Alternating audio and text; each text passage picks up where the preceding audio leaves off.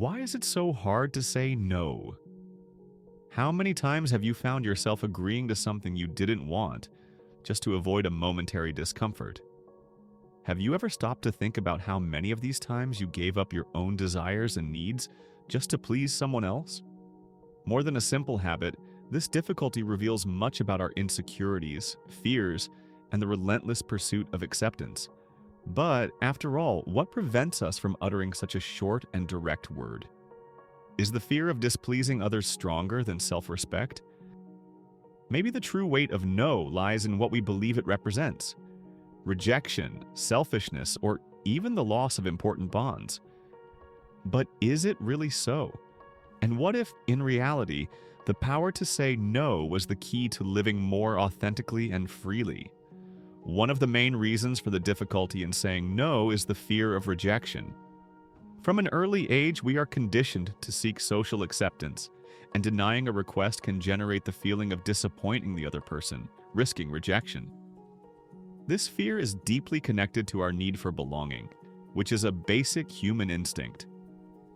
Psychologically, we want to be accepted and valued, so saying yes seems like a safe way to avoid conflict and ensure social connections. Many people find their self-esteem in external validation, meaning they feel their personal worth is tied to others' approval. When they say no, they fear appearing selfish or indifferent, affecting their social image. Psychology explains that this behavior may be associated with childhood experiences where love or acceptance were conditional, depending on how much the person pleased or adapted to others' expectations. Cultural aspects also influence this difficulty. In many cultures, especially in collectivist societies, saying no is seen as rude or disrespectful. The expectation to be helpful, kind, and accessible can create a social burden that makes refusal difficult.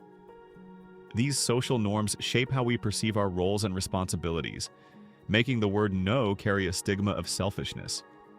Many people avoid saying no to avoid conflicts. They fear displeasing others, hurting feelings, or facing direct confrontations. Psychologically, this is linked to a stress response, where the brain prefers to avoid potentially threatening situations to maintain harmony. This is especially common in individuals with high emotional sensitivity, or people who grew up in conflict-ridden environments. The habit of always saying yes can become a behavioral pattern. When someone gets used to yielding to others' requests, it becomes difficult to break this cycle. This behavior is reinforced when the individual realizes that they are socially rewarded for being helpful, creating a cycle of positive reinforcement. The lack of skills to establish healthy boundaries also contributes to the difficulty in saying no.